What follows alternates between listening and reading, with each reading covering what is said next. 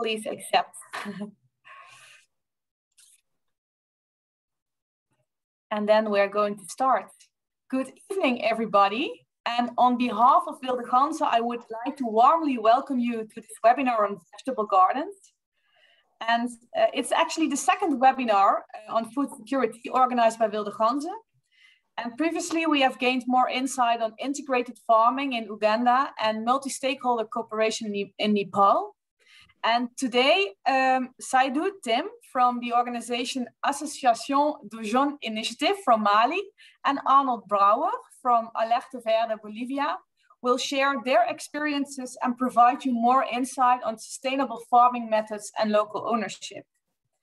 And to give you some background on the reason of this webinar, according to Wilde Ganzen, we think that food security actually forms the basis for sustainable poverty reduction.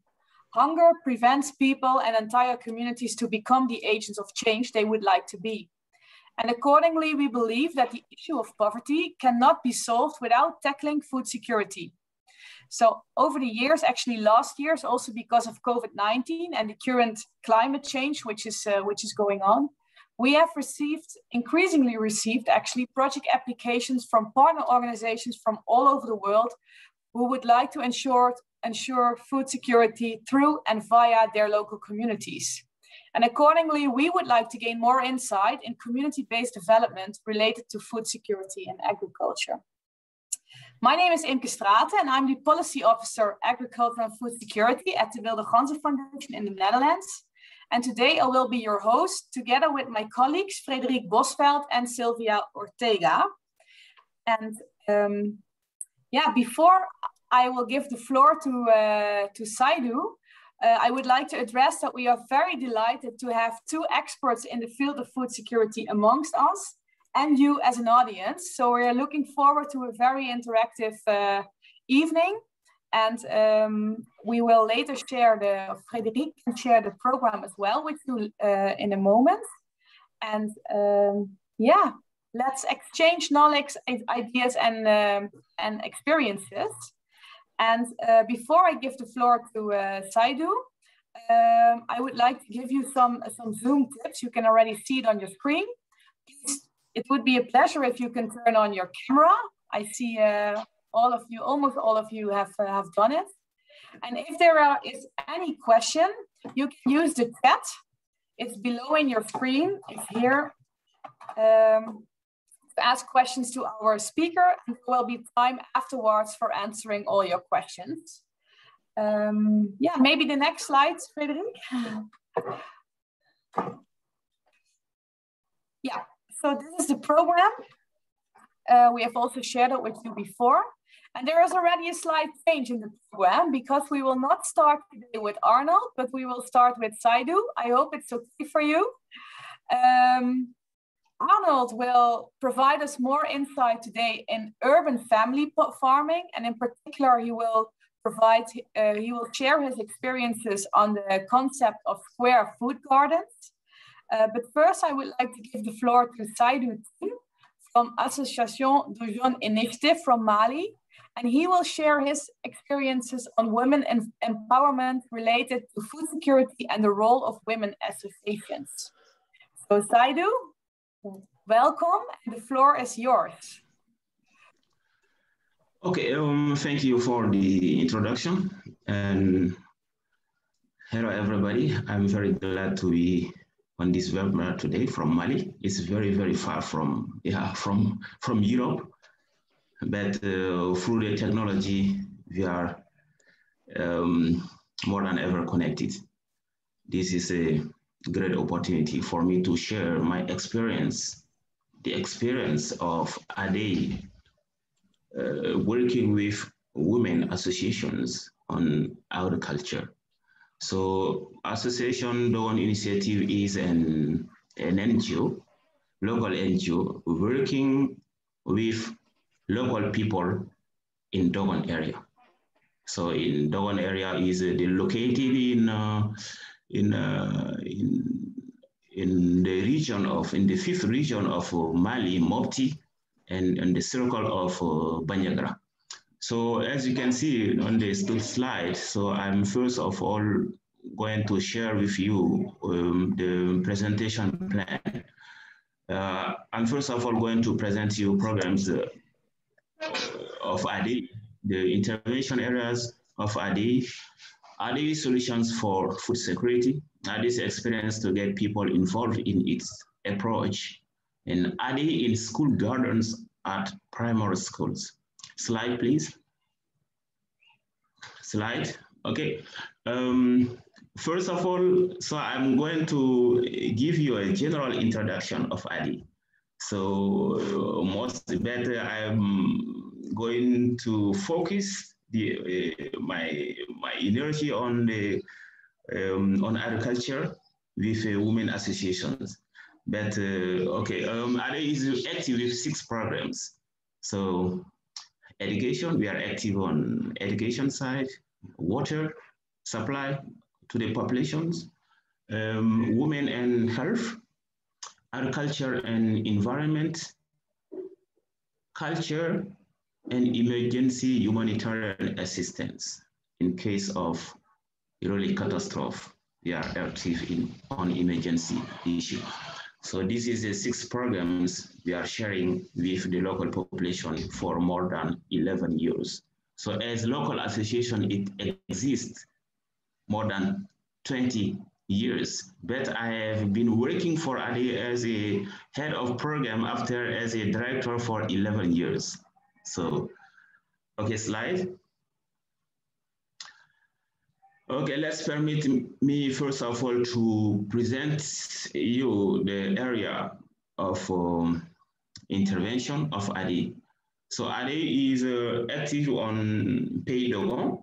Pays Dogon is divided into 3 parts. So it is Pays Dogon. What is Pays Dogon?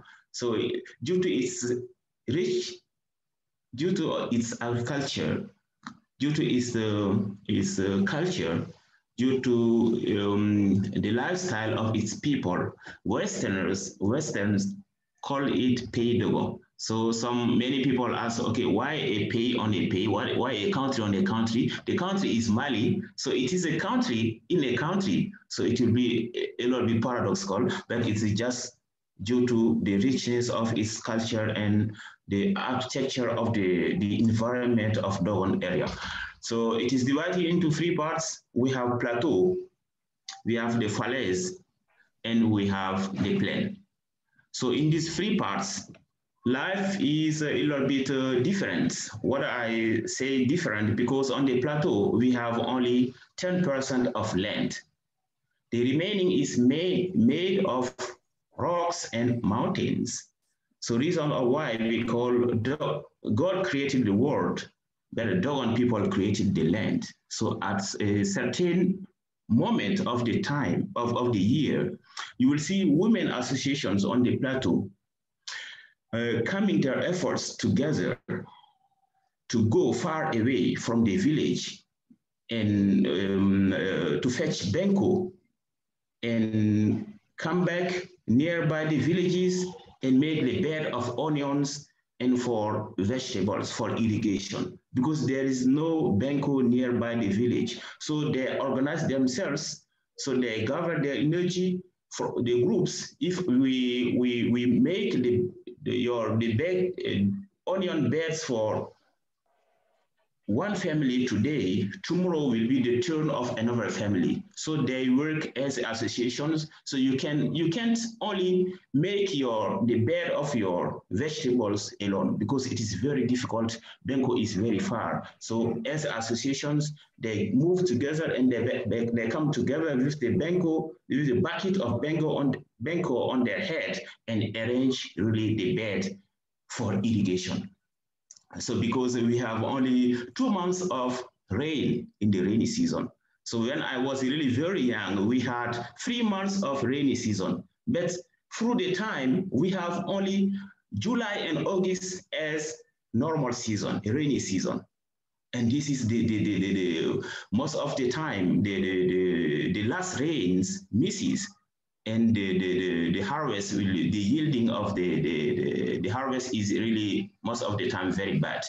And the reason of why So it is the parallel to say it is hard to live here, and people living here are supposed to be very brave and deserve respect. Those who knows Pays Dogon, Westerners who used to come to Pays Dogon, so they can witness it, and this is a situation on the plateau. But on the cliff is, the villages are located on the edge, at the feet of the cliff. So there is a valley between the dune and the cliff, and the valley is used as the farming land of people living on the cliff. So this is also the rainfall situation is really more or less the same in the free parts of the Dogon. It's really, so just we have barely 2 months of rain, and it is not enough to for people to harvest and get enough food to feed themselves. So, okay, the rain is scarce. What I can say here, 200 to 500 millimeters per year in 2 months, with high showers, with high rains in short time, with enormous damage as erosion and houses collapse. Was this most of the times. As an example, last year we had within 24 hours, we had 190 millimeters rain. This is in 24 hours, so it rained for 2 months in 24 hours. And it causes really enormous damages, erosions, and it was not easy for the population to cope with this changing situation, you see. Okay, are there solutions to assure the food security? So as the harvest is not enough year after year due to climate change, the solutions they have been really carrying out for long years ago now is dynamic. The dynamic lies in the development of off-crops, off-season crops by means of what is common in rural area, so irrigation. So innovative ones, I mean drip irrigation system with solar panels, or have large diameter wells with solar pumps and basin realized within the gardens. Because now it is a traditional irrigation. It is traditional irrigation, so we use the rivers and on the or to fetch water in the pools or on the wells. It is really energy consuming for women to take water from a well of 30 meters deep, 40 meters deep. Yeah, it depends on the village to a village, so it is really energy consuming. And when we could really move to drip irrigation system with solar panels or with basins within the perimeters, it could be really very helpful. And there's no drip irrigation so far. It is what ADE is doing with Women Association is really based on traditional irrigation. That means going to fetch water with bucket in the wells or in the pools. It depends on the areas and water the gardens. So ADE is working right now with 80 women groups and already set 10 gardens in different villages in which many kinds of vegetables are produced: tomato, potato, red beets, carrot, okra, peanut, onion, etc. And 80% are supposed to be destined in family consumption, and 20% for sale to meet daily needs. So they sell the 20% to buy, and they can buy medicines when they go to the hospital to meet the other daily needs. So this is a situation coming here.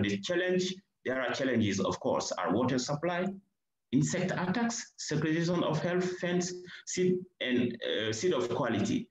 You see what I just told you. So water supply is a challenge. So insect attacks also, there is at some certain period, the insects will come and attack all the vegetables, and it's difficult for the women how to cope with this. The segregation of the fence. So you can see on the picture below, I will show you. So women are making their fence with millet straws. So it is not consistent, it is not resistant. Animals are roaming everywhere. They can come at night and really destroy all the fence, and so this is also a challenge. Slide, please. Addis experience. What is Addis experience? Here in Dogon and with the Dogon local population, you have to move step by step. Don't get hurried.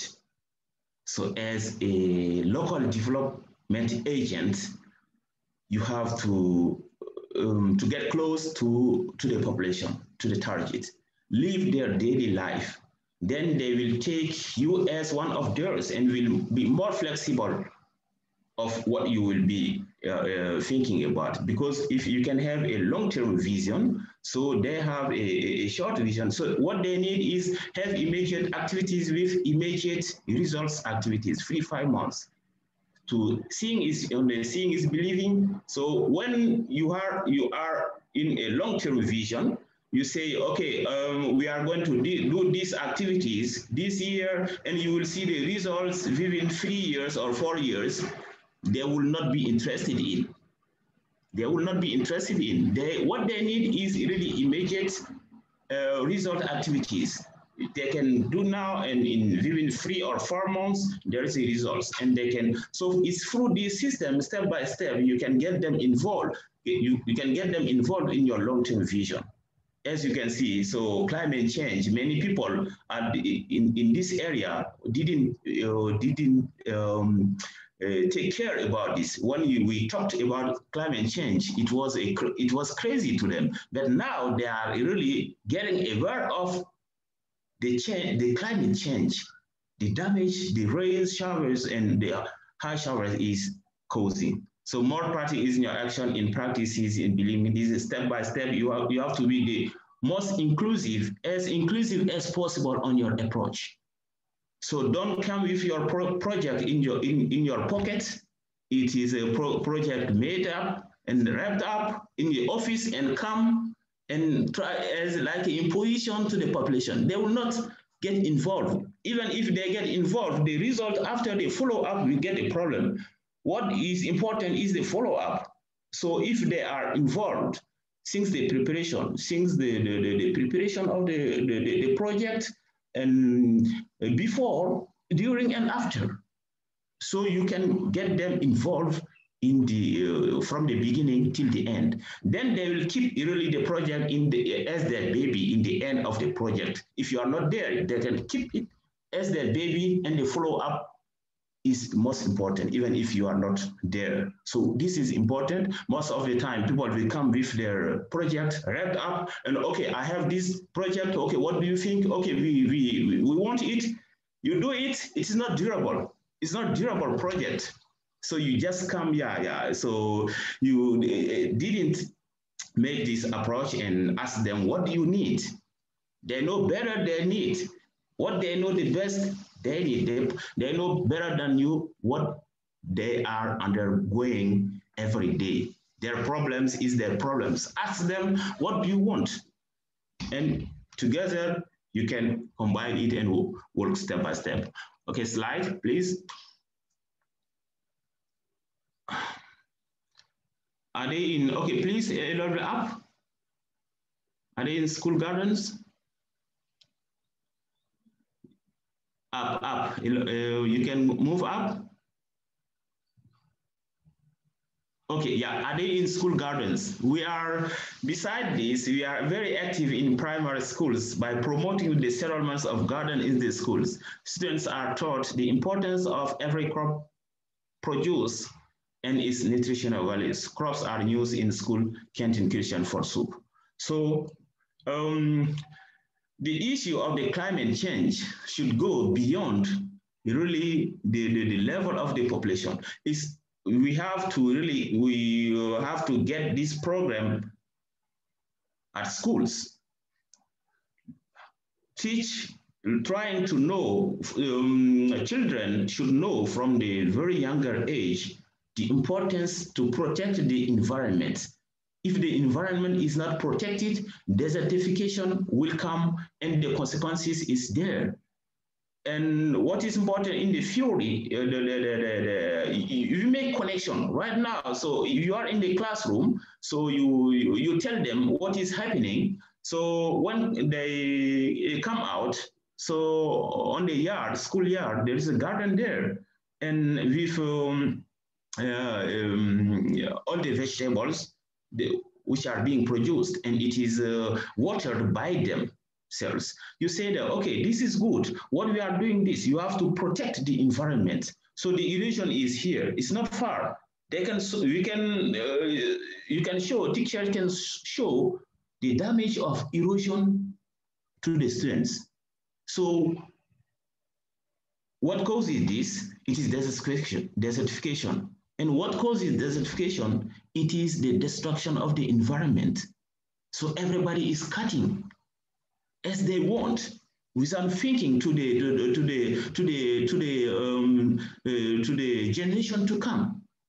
This is for the generation to come, not for you. So the generation after you, there will be a generation. So what you will be confiding them as environment if you are not protecting? What are you going to confide the new generation to come as environment if we are on this process? Everybody is in rush to cutting and for its or daily needs without thinking to the future, to the generation, future generation to come. So we have all is connected. You have to explain this to, so they will grow up with this knowledge, with this really. So if there is desertification, the harvest is not good. If the harvest is not good, you are not fed very well in the family, in the village. If you are not fed very well, if you are schooled, so there is malnutrition. If you are not very fed, so you will get malnutrition, and malnutrition will affect your mind. If you will affect your brain, so when you are schooled, you are affected, your intelligence is affected, and you can go far in the schools. This is all these consequences of desertification. All is linked. If the desertification is there, so you are not well fed, we are not well nourished. So if you are not well fed, so okay, malnutrition is very high here right now. So it affects really, so if measures are not taken, it affects the brain of the children, and if they are schooled and the intelligence is affected, and they can do really much thing at school. Okay, slide. You can see the picture here. So this is my native village. You can see the pool. This is my native village, Nyenduma. So behind the trees, the mango trees, there is a women garden, more than 1 hectare of women garden there. So they use the water of this pond to water the gardens. So on the right side, it is the cliff. Here you can see the cliff. It is very long, and the village are really located on the cliff, on the edge of the cliff, on the flank of the cliff. All the villages are located on the flank of the cliff, and they come down in the valley to use the valley as farming land and as gardens for women in dry and rainy season. Okay, slide. We have a few minutes left, Saidu. Okay. Okay. Here you can see the women in their marker garden, in their gardens here. So she has getting a big bucket. So she's going to get water from a well to water, and this is the epicenter here. It is the architecture is from Netherlands. So in the PPD organization, there are some architects. So they are coming with a new ecological building, how to build ecologically. This is the epicenter of women in this area. If we have really meetings and whatever else, we call on women so for workshop, and we will meet here. And we connected a garden to this. And so you can see the results of here with potato, with buckets of potatoes after the harvest. Okay, this is in the epicenter of whatever. Slide. You can see here, so women is making their fence to protect their gardens from animals. Donkeys, And donkeys, goats that can come at night and really destroy the gardens. So she's doing her best. She's doing her best to protect her garden from animals' attacks. So this is not resistant. Is the material used is local material is straw, millet straw. It is millet straw. It's not really very resistant. There's no means to get a fence, a fire fence to protect the garden from animals and whatever else. You can see, and there is in the garden here on the right side, there's a potato, papaya here with many fruits.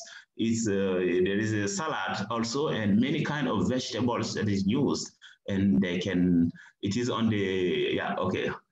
You can see how the students are really dealing with to maintain and water. They are very happy to do this in the school gardens. So some are really managing themselves with the manual pumps to get water from this, and some other are taking buckets. Yeah, they are helping each other to go to water. You can see young children so watering by her hand, and you can see aubergine. The fruits of aubergine is ready. It's all this news in the canteen, and it's very important to get a schoolyard very green and explain the importance of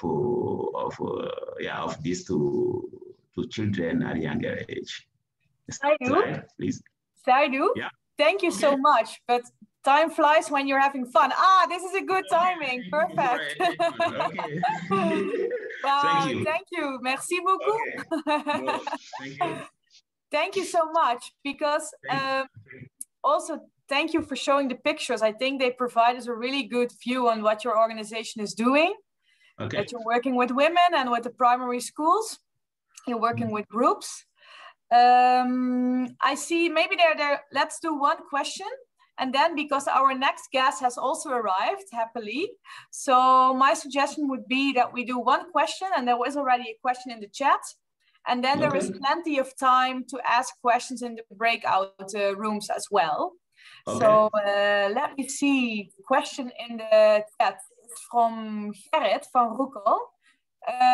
Do they use fertilizers and pesticides in the Mali project? What we recommend to do is really to use only compost. What is recommended to use only compost is used in the gardens. So pesticide is we are not recommending, and we also warn women of the danger of pesticides, and we give them workshop how to make a compost, biocompost, how to make compost, and how to give compost to use compost in the gardens. So of course, in some area, some people are really very reluctant. We have not, we could not bring everybody under control. Some will escape from our control and use. But what is really recommended, and we always, so on our daily intervention, we tell them really the danger of the pesticides, and we use compost as you used to. So there was no pesticides. If you was really you had been starting making gardens, there was no pesticides on a long time ago. But now, why you are doing this? And this is what we are recommending. And is most of the time is they are not using compost. They are not using pesticides in the gardens. Thank you, Saidu. Gerrit, I think your question has been answered nice. So. Yeah. Saidu, thank you once again. Okay. Now I would like to introduce our second speaker of today, Arnold Brouwer from Alerta Verde, Bolivia. Arnold, welcome. Thank you for the invitation. Good afternoon or good evening. Good evening. Yeah, it's afternoon at your place, I think, right? Yes. Yeah. So we are looking forward to your presentation on urban family gardening and the concept of square food gardens. So yeah, the floor is yours. Go ahead. Thank you. Well, I'm Arnold Brouwer. I'm part of the Alerta Verde Foundation in Cochabamba, Bolivia. We also have a Dutch foundation in the Netherlands, which is called NME Mondiaal, nature and environmental education. That's what NMA stands for. I live in Bolivia since 2006. I'll give a short presentation on the things we work on in Cochabamba, a city in the center of the country. Next slide, please. As you can see, Bolivia is a landlocked country in the center of South America. And Cochabamba, the city we're in, is right in the center of the country itself. Next. Next slide. Yeah, as you can see, Cochabamba is quite a big city. There's over 1 million inhabitants. In the city center, there's quite a few big buildings in the city. But once you go outside, excuse me.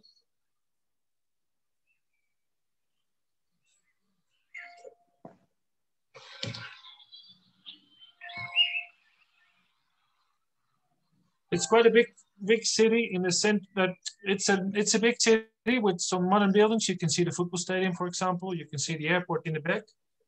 And when we go to the next slide, you can see that outside of the city, in the outskirts, it's very different. It's there's very low buildings. There's no good streets. There's no asphalted streets. Some even haven't even stones on them. They're small. There's no sewage system, as you can see in the small building. That's a small bathroom built in the plot. And the worst thing is there's no drinking water from the tap. The people buy water from the watering truck, and they buy it at $1 a barrel. So that's 200 liters of water for 7 Bolivianos, which is much more or less an American dollar. Next slide, please. The trucks drive around the southern part of town, selling the water to the families. I put the photo with the tap there as well. As you can see, the big contrast between countries like the Netherlands, where you can drink the water straight from the tap, and in other countries where they buy the water, a lot more expensive to store it in old oil drums, and obviously they have to boil it before they can drink it. And it's very sad that actually the most expensive water in Cochabamba is for the poorest people of the city. On the left, you can see that a sign that the city is still expanding. Is something you can see all around Cochabamba, mostly in the southern part of the city. All the time they start dividing the terrain on the hills even further away from the city. Small plots, small houses where people coming from the Andean highlands or the mine areas, come to the city of Cochabamba to start try to get a better life. But there's a lot of poor people in these parts of the city, and there's still more people coming to the city as well. Next slide, please. This is a short introduction so you have an idea of where the area we work. What we do as Alerta Verde, we try to raise awareness by showing how to obtain an harmonious and respectful relationship with the environment around us. And our vision is we try to improve the quality of life through environmental education projects, always parting from an active and responsible attitude. Next, please. And we try to obtain that by urban gardening to improve the quality of life. We started working back in 2006 with school gardens, and since 2009 we also work directly with family gardens, directly at the houses of the people, visiting them at home. And well, I stated community gardens there, but we're just recently starting with a real community garden through the church, where the priest asked us to install a small garden with a group of youngsters from the neighborhood there, which is right in the area where we work. And we work at childcare centers, school, how you call it, where the kids go after school, where they help them with their homework, and some other places. So it's not really a community garden as in the community that installs the garden, but it's more as a garden in a center where people come together. Next, please. The school garden program is based on weekly visits during a year. We work with 4 or 5 schools a year, and we've got like one morning for each school, which means we have 90 minutes with every class. We go by a team of 2 persons. One stays in the classroom to teach the theory. We've got our own material for teaching, and the other half of the classroom goes outside to the practical work. We think that combining practical with theoretical is a very good way, so you can really learn something and you don't forget it also. It's really a way to learn something a lot better than only studying it from books. So and it's also based on trying to motivate the children to start gardening at home. That's why we have a watering can competition, for example, where they make watering cans out of recycled materials, so they can have their own watering can at home afterwards. We also have our own seedling beds in old bottles, as you can see on the picture on the left, with the idea that it's also an idea so they take the school garden work home, so the parents see what the kids are doing, because not all the children talk to their parents what they do at school, and this way we think the parents will see that children are working with something with growing vegetables. And the thing is, once the plants start growing, they can look for a space in their garden to let it develop even into a big crop of lettuce. And at the end of the school year, the children get their own seeds, so they can get their garden going during summer holidays, which is the rainy season, the best season to grow crops. The picture in the middle, you can see the girl with a small bag with different types of seeds. And obviously we work on how to fertilize the garden. As we have a gardening, an urban gardening project, there's not a lot of animal manure around, so we focus quite a lot on compost, something we learned at schools as well. There's the sign on there which says don't touch compost, because the first time we installed the compost heap in that school, there was a cleaning Sunday at school where all the parents come to the school to clean up the school, and they took away our first compost heap thinking it was garbage. So we installed it again and we put a sign on there. We're also working with compost worms, which is something very interesting for the kids. As all kids, they like animals. Next slide, please. This is a very special garden as well. We installed it on the cement of the garden. This one is right in the city center, a school that asked us for help as well.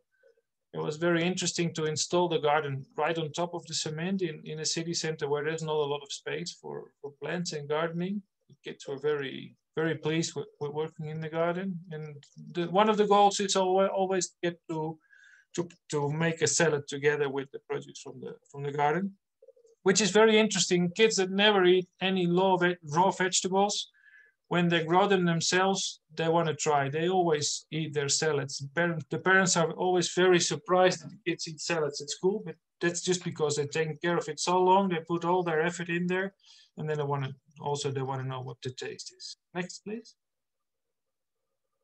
So the school garden, there's 2 main reasons for a school garden. One is to produce food, and the other one is a powerful teaching instrument. In the cities, it's mostly for a powerful teaching instruments because we don't have a lot of space to grow food.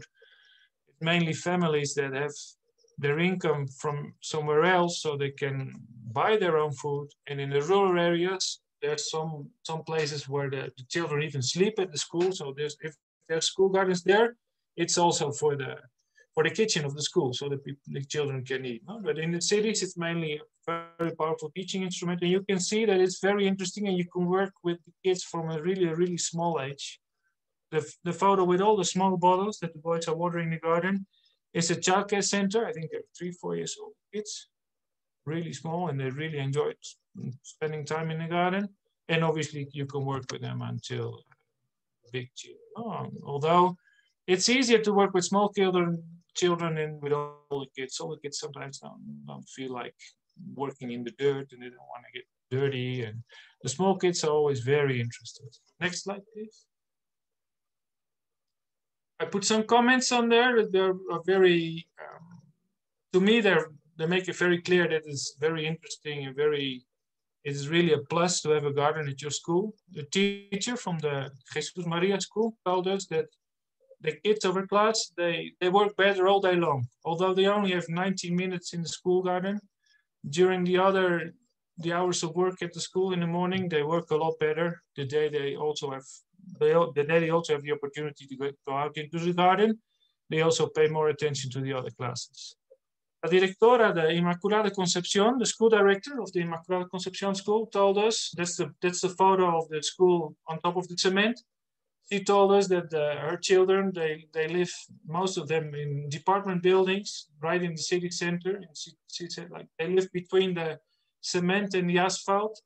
And we're working in the garden. At least once a week, they can put their hands in the dirt and get in touch with Mother Nature. And she told me this story while I was in a direct room. And she told me that while the kids were laughing outside, and you could really see that it has a big impact on the children to be in nature, no? Once in a while. And one of the parents from one of the kids at the Laura Vicuña school, she told us that since her son was in the gardening at school, he's more respectful to the garden at home. He had more interest in nature, and he was also eating better his vegetables. So that's some of the things that really, where you can really notice the effect the school garden has on the school. Next, please. We have 5 minutes left, Arnold. Yeah, thank you. I'll hurry up a little bit.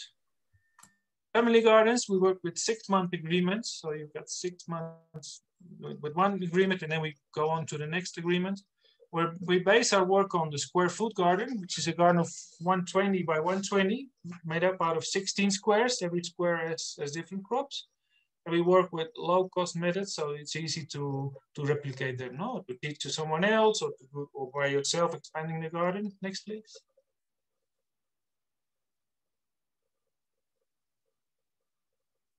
Next slide. In the first agreement, we install the garden together, and we start a compost heap so they can keep the garden fertile. Next slide. I'll hurry up a little bit. In the second, these are the garden models. The people make their own garden. It has to measure 120 by 120 meters from the inside. And you can build the outside with whatever material you have at hand. It can be bricks, can be wood, can be even stones. Next slide, please. In the second agreement, we try to consolidate the garden, so it really gets a habit of working in the garden. We also facilitate herbs, medicinal herbs and culinary herbs and fruit trees, mainly apple trees, so they can have more variety of production in their gardens. Next slide. In the third agreement, we try to expand the garden. It can be in a vertical way using old pallets, as you can see the big picture in the middle. It can be terracing as well if you have a garden on the hillside. And the old guy has a garden on the side of the road, and he fenced it off with old bottles, because one day the neighbor came home with her cows, and he could see the cows became eating his garden. So he fenced off the garden. A little bit more protection on his garden. Next slide. In the third agreement, we also install the water harvesting, so they can collect rainwater from the roof. And that's a very good thing, because that way they have access to extra water. They don't have to buy the water they catch from the rain. And with the installation, we put in the 1,200 liter tanks. That's an equivalent of 6 barrels. So they can also, in the dry season, buy more water from the water truck. More water at once. Next slide, please.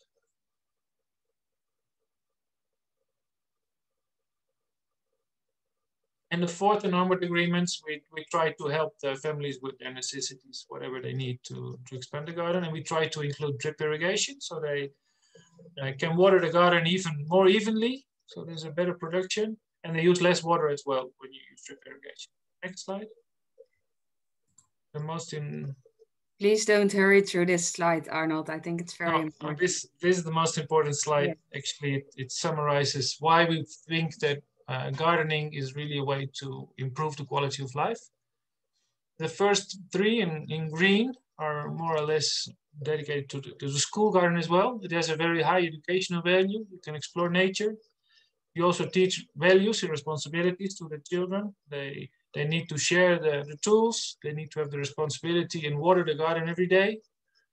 The garden provides with healthy food and also natural medicine. It helps you to save money, because what you get out of your garden, you don't have to buy. And it can even become an additional income if you have a little bit of production extra, which you can sell. Although we don't see it a lot in our families. Mostly they give it away to family and friends. Sometimes they sell a little bit. It's also very good for the self-esteem of this, mainly mothers that garden with us, and you can see they really open up during the process, and they're really proud of their garden. Most of the time, the husbands, when they start gardening, they don't really believe in such a small garden of only 1.20 m by 1.20 m. But once you start harvesting, the husbands also get interested and start to expand the garden. Lots of times the husband starts to expand the garden when the wife is having success with her garden. And it's also very healthy to have a garden in a way that it's relaxing, it can be healing, it's like therapy, it's also grounding, so you can get in touch with the earth while you're working. There was one guy who had a garden with us, he told us, when I come home from work and I'm all frustrated, the first thing I do is go into my garden and forget about my day at work. And then when I get out of my garden, I'm a different person. I'm way more relaxed. I'm happier with my family as well. And I really need the garden to stay put. No, like it's also a good way to green the plot, no? Because lots of the families have garbage around the house. They don't really take care of the area around the house. But once they start gardening, and mostly when they start to expand the garden as well, they have to look for places to install more garden, and they start cleaning up, and it's get a lot healthier area of living as well around the house. And you can even get to a stage where you improve the microclimate, no? Especially when you have a few trees. There's more shade, there's a little bit more humidity. And something we've seen with these COVID coronavirus times, that it can also be family bonding. The families that were had to stay at home, they couldn't go outside, they started gardening together, and it's also a way for the parents to get closer to their children, doing something together. Next slide, please. That's really the last ones. Something I found on the internet which says, pensaba pretencioso que cuidaba un huerto y me equivocaba, el huerto nos cuida. I really like what it's saying, because it says that I thought pretentiously that I was taking care of a garden, but I was wrong. The garden takes care of us. Really way of just turning it around, and you can see that the garden helps you in a lot of different ways, as we could see in the previous slide. The last slide is just some contact information if somebody wants to know a little bit more. On Facebook, you can find the group of Fundación Alerta Verde, where we post photos. There's also a Facebook page on the Dutch Foundation, Away Mundial, also on the website.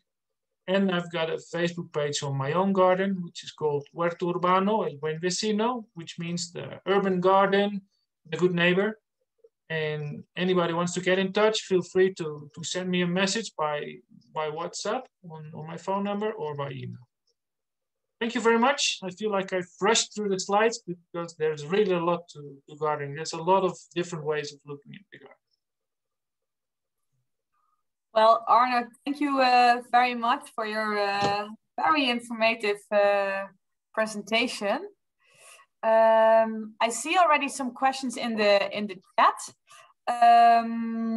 Let me see. I see. I'm just going to pick one. How do you deal with insect attacks? We work an organic way of gardening, so we don't use any chemical things, because one thing, it's chemical, so you also will consume the chemicals which are not very good for your health. And the other thing, it's way more expensive. We try to look for easy methods, easy recipes that you can prepare at home. There's one recipe we use with bicarbonate. We use onions, peppers, at most, sometimes a little of soap, which the most natural soap is obviously the best. And there's a lot more ways of working with the insects. And since it's a very small garden, if it's bigger insects, you usually just take them out by hand. Okay, thank you. Is there any other question, or is there another question from the audience? Yeah. Simon, yes, please, go ahead. What is the function of the nets on the over the gardens? Yeah, Bolivia is a very sunny country, and it only has rain like 3 or 4 months a year, so it's also a very dry country. So these nets are shade cloths. They come by percentages. We use mostly the 50% shade cloth, with that like half of the sunlight pass through. And if the garden is closer to the house, so it's in the shade like part of the day, we use a shade cloth that only blocks 35% of the sunlight. It helps us to maintain the humidity of the soil. And why you don't largen the gardens with the families? You start with for my idea a very small garden. Yeah, very true. But that's because they buy 200 liters of water for 7 Bolivianos. So you don't want them to spend all their money on water. Mm-hmm. And we want them to find out by themselves that the garden is really working for them. So what we do is just a starting point. Most of the families expand the garden afterwards. We've got quite some gardens at like 30 square meters. Like there's quite a few gardens that are a lot bigger. But the idea is that the families themselves, they find out that what works for them, and from the starting point, they start to expand the garden. And because we also think that if you start with a very big garden, there's a bigger chance of failure as well. Mm. And can they sell the products on the market? Or no, it's for self-consumption. It's only for the family. It's for self-consumption. It's for the family. Sometimes in summertime, when it's raining quite a lot, the growth is really a lot better. And then they sometimes sell a little bit. But we're not working with families for commercial growing. It's all for home consumption. Okay. But it is enough for themselves.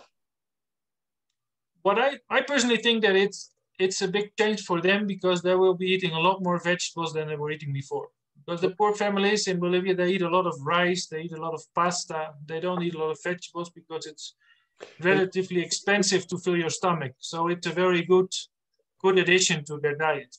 Yeah, and you can see that the health of the people with a garden is better than others.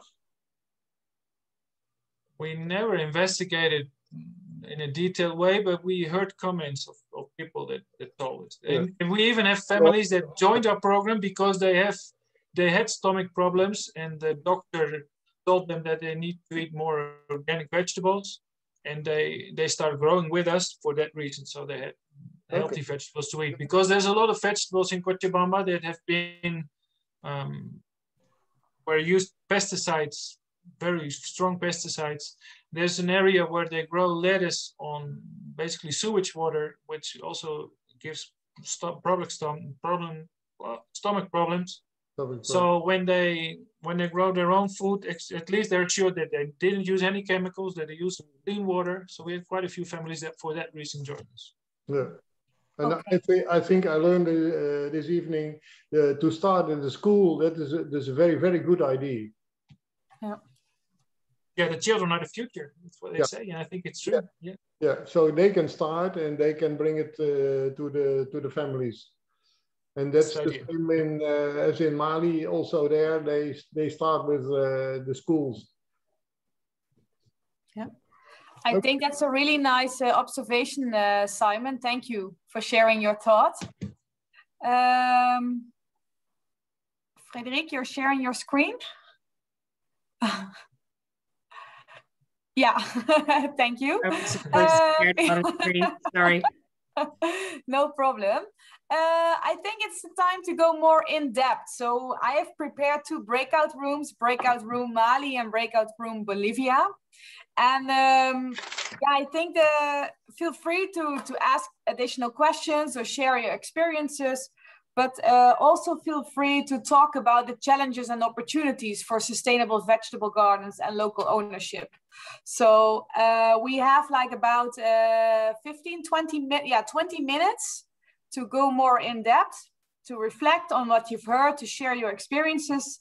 And then we will close the breakout rooms in 20 minutes and do some recap and exchange. So I'm going to open the breakout rooms, and I wish you a good meeting, good conversation.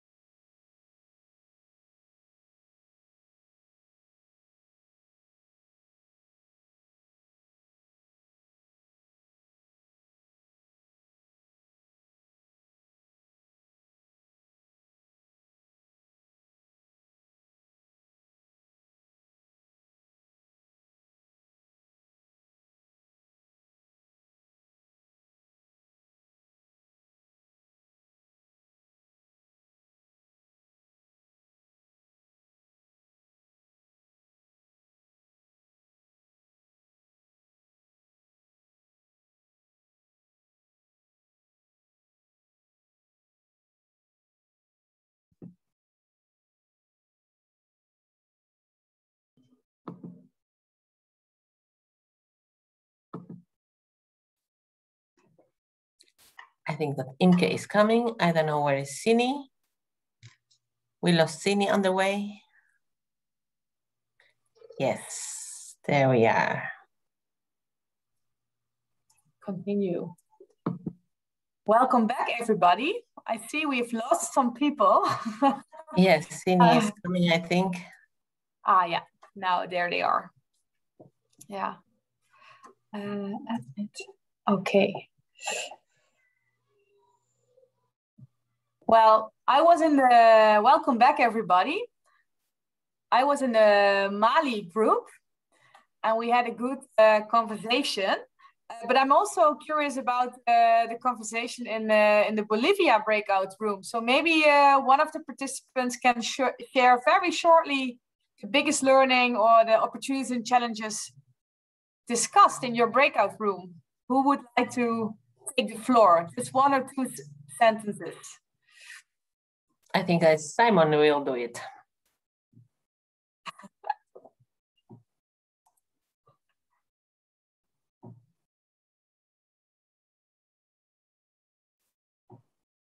Simon? Hi. Yeah. In the Bolivia group, we talked about the possibilities of enlarging the gardens. But Arnold told normally they start with very small garden, and people need all the time for gardening and combining it with small jobs. And one of the problems they encounter is that the income is very low. And sometimes they move to another place for a job, and so they are they can give attention to the garden, and it's very bad for the garden. And so the continuity of the garden is very low. Yeah. And water, as usual, I would say, is also there, is a big problem.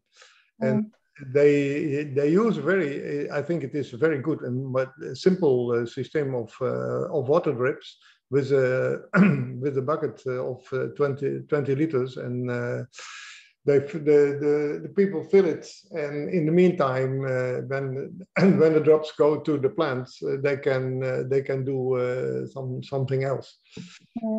It is an opportunity for a lot of families, and and did you also reflect on how you what could be a solution if people like move away for their job to gain income? Have you reflected on that as well?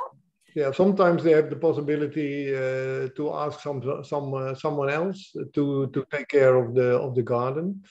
And another point, I think that's also in the presentation of Saidu, but also in the presentation of Arnold, is start at the level of the schools. Yeah, and especially Arnold said the age of 7 to 10 years is a very good starting age for children to start with a small garden, and especially the gardens for the schools.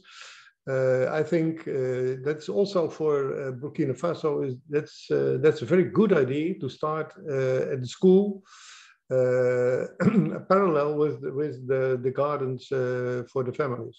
Mm-hmm. Thank you, Simon. Oh, sorry. Yeah. Because when you start with the children, it's going on. Yeah, it continues when they are grown up, and they know what are the possibilities and the advantages of a small garden. Mm-hmm.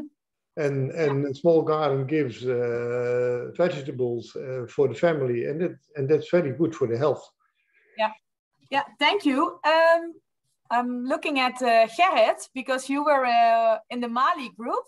Would you like to give a short recap of what the challenges we were talking about and opportunities? Yeah, we talked about a few issues.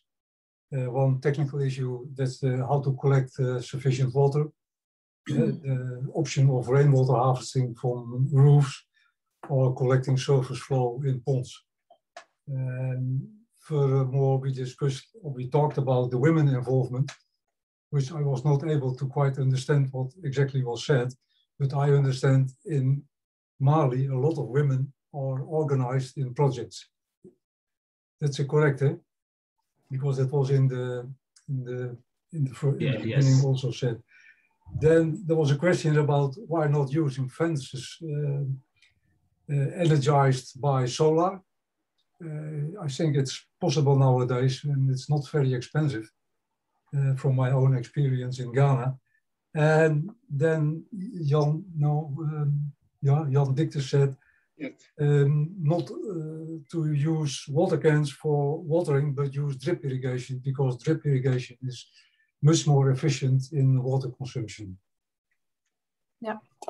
We did not find all good and exact answers to these questions, but we talked about it, and we can talk more about it in the future.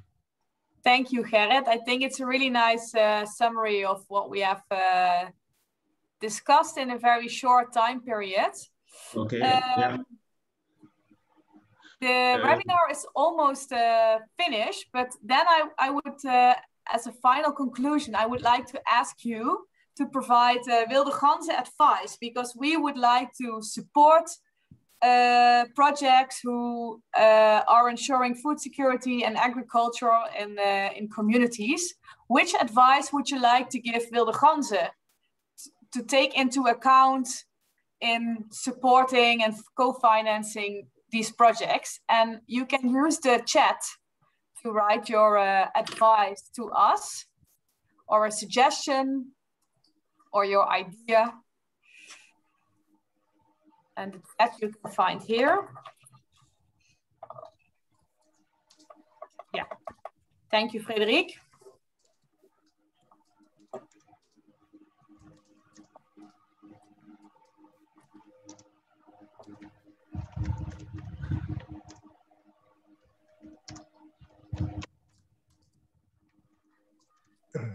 Can I ask a question to Saidou?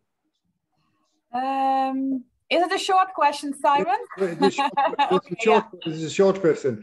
Who is responsible for the school garden? The pupil, the elders, the teachers?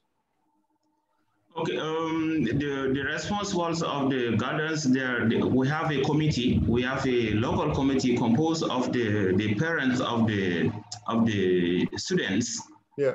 And in coordination with the school staff, I mean the teachers, so they handle together. Okay. So they are, yes. Okay, thank you. Yeah. Okay. Well, I think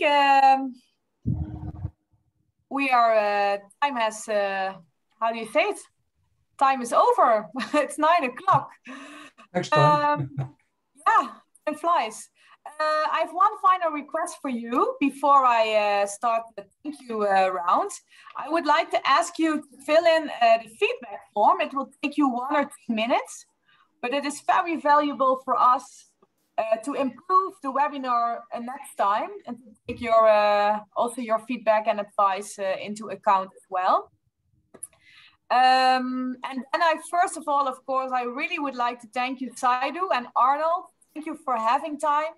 Thank you for taking the time to prepare your presentation and sharing your experiences and knowledge. I think I'm also looking at Frederik. I think we will share your contact details with participants afterwards. But of course, you can also contact each other.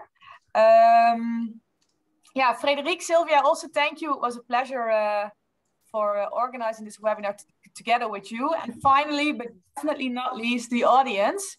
Thank you for asking all your questions and being present. And also, please feel free if you have any suggestions or a project idea or anything else you would like to share, to contact Wilde Ganzen or me. You can always send an email to, I'm just sharing my email address, info@wildeganzen.nl. And yeah, hopefully this webinar was an invitation to continue sharing inspiring stories and experiences. So thank you very much for being here. Arnold, Saidu, thank you once again. And I wish you a very good evening. Thank you. Thank you for the invitation. Thank you very much. Bye-bye. Bye. Bye. Thank you. Take care. Bye. Houdoe. Okay, bye. We are together. Thank you.